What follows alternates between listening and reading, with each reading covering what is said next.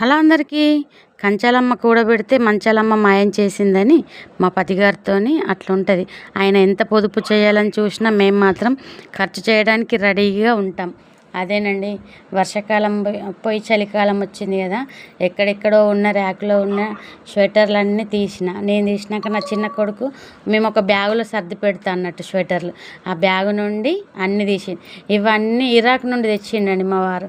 అందరు ఇరాక్ నుండి విలువైన వస్తువులు తెచ్చుకుంటే అక్కడ దేశం చల్ల దేశం కాబట్టి మా వారు మాత్రం స్వెటర్లు తెచ్చిర్రు. ఈ ఎల్లో స్వెటర్ మా బన్నుది చిన్నప్పటిది, ఈ స్వెటరు మా సన్నిది చిన్నప్పటిది. అయినా కానీ ఇవన్నీ దాచిపెట్టిన, కొంచెం వాళ్ళకి కంఫర్ట్గా లేని వేరే వాళ్ళకి ఇచ్చిన, కానీ చిన్నప్పటి వస్తువులు అయితే వాళ్ళకి మెమొరీగా దాచిపెట్టిన. ఈ ఇయర్ వచ్చిందా కొత్త స్వెటర్ కొనడమే, అదే ఎవరికి రాకపోతే వాళ్ళకి వేరే వాళ్ళకి ఇచ్చేయడమే. అట్లా ఉంటుంది.